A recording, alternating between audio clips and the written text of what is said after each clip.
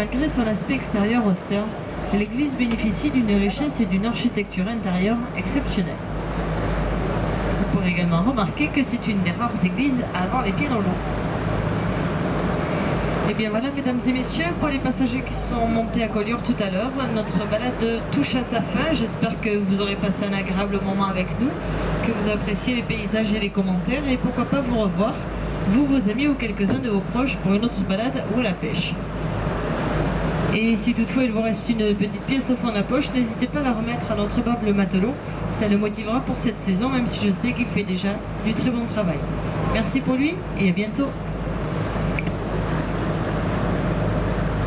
J'aime trop ces maisons typiques là. Regarde sur le bateau là, tranquillement.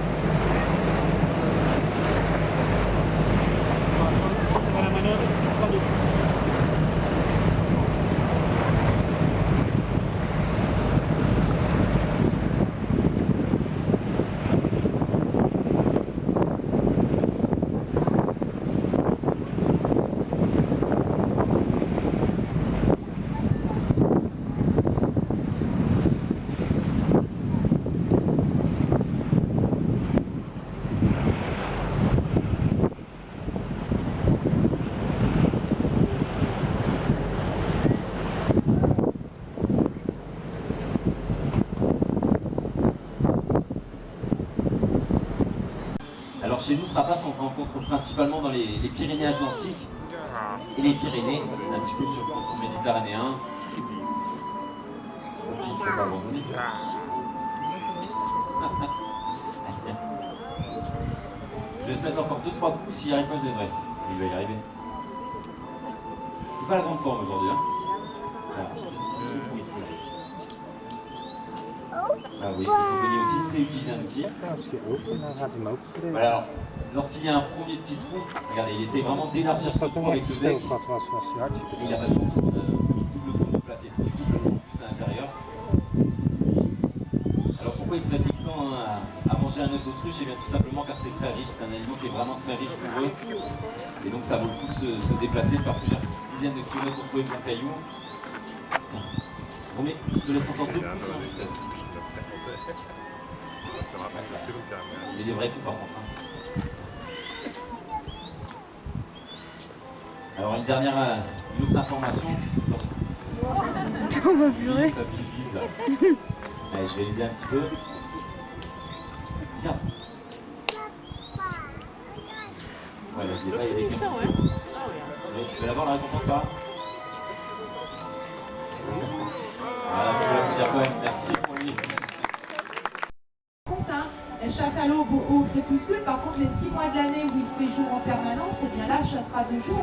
Il faut savoir que la lumière du jour ne les dérange absolument pas. Ils voient tout aussi bien. Alors, Brooke qui est avec nous, c'est une femelle. Vous avez vu le plumage blanc barré de brun. Chez la chouette enfant des neiges, il y a également un dimorphisme sexuel bien visible, puisque le mâle, lui, à maturité sexuelle, vers l'âge de 5-6 ans, eh bien, il sera quasiment entièrement blanc. Donc, il n'y a pas moyen de se tromper. Et puis, ce sont des rapaces nocturnes, mais qui restent des rapaces chasseurs. Donc, on va également retrouver cette différence de taille. Le mâle sera plus petit que la femelle. Et puis, on retrouve encore ce plumage camouflage. La femelle qui, elle, en général, chez les rapaces, est destinée au nid. Elle va rester au nid pour couver les œufs. Et bien, dans les branchages et la neige, elle sera plus ou moins dissimulée. Quant à lui, le mâle qui est destiné à la chasse, avec un plumage entièrement blanc, pourra nettement surprendre ses proies. Il sera quasiment invisible. Et son vol silencieux l'aidera également. Je ne sais pas si vous faites attention, lorsqu'elle se déplace, on n'entend pas grand-chose. Bon, là, c'est des petits trajets, donc on entend un petit peu, mais sinon, ils ont vraiment un vol silencieux. Allez, où? Prête?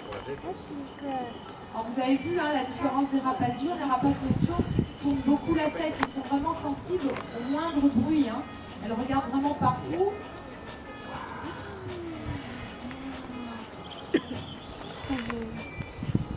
Allez, un dernier par là. Alors, il faut savoir que la chouette arpent des neiges, eh bien, c'est pas une espèce qui est menacée. Ses effectifs se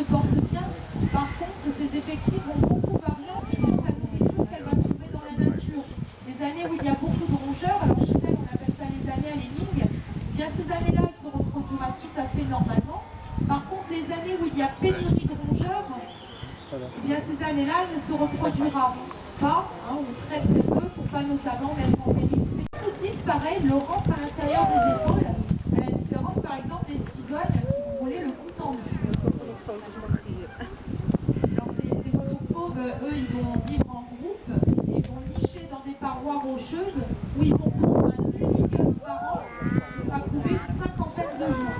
Et puis lorsque le petit naîtra, je vous ai dit, ils sont incapables de transporter quoi que ce soit dans leurs pattes, si bien que pour nourrir le jeune, eh bien, ils vont devoir régurgiter la nourriture. Maintenant, allez, on a le droit qu'à 5% de perte dans le public, pas plus. Allez. Donc vous allez voir déjà ses pattes, rien à voir avec des pattes crochues d'aigle. Lui, il a de très longs doigts avec des ongles. Attends, regarde un petit peu. Voilà. Et puis vous allez voir qu'au niveau du cou, eh bien, le vautour fauve n'a pas de grande plume, hein, du duvet, tout simplement lorsqu'il va introduire la tête à la... Alors ces deux espèces de perroquets sont des perroquets de taille moyenne qu'on trouve en Asie du Sud-Est et jusqu'en Océanie. Il y a beaucoup d'espèces de perroquets. Et on va maintenant accueillir les perroquets de taille de haras. On va les différencier en fonction de leur plumage. Ceux qui passent devant vous, regardez, ils sont rouges, verts et bleus. Ce sont deux haras chloroptères. Alors il existe trois espèces très connues parmi les grands haras. Vous avez le hara chloroptère qu'on vous présente aujourd'hui, le hara ararona, que vous avez peut-être vu dans nos volières, qui est seulement bleu et jaune, ou encore le hara macao, qui sera rouge, bleu et jaune. Il y en a aussi de visibles dans nos volières. Donc là, tu veux pas traverser? Alors vous avez vu que la taille est bien plus grande que chez les perroquets de taille moyenne, ils peuvent atteindre 90 cm. Là, ça a touché. Alors pour eux, on ne parle pas d'envergure, mais bien de taille. Pour vous donner une idée, chez ces grands perroquets, c'est parmi les plus grands, qui peuvent mesurer jusqu'à 90 cm, bout de la queue jusqu'au sommet du crâne. Là.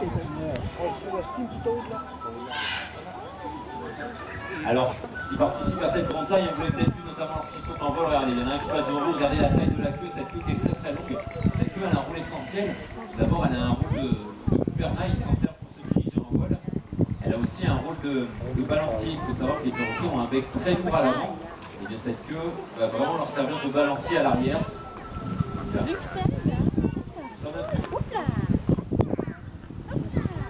Voilà, on va leur faire encore quelques passages devant vous. Alors,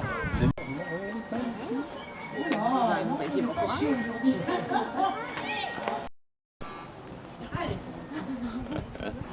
Et là, est-ce que tu essaies de la porter tout seul? Je lâche? elle est bien, super. C'est lourd? Non? Encore, on va attendre un petit peu. C'est bien. Alors, Merci bien.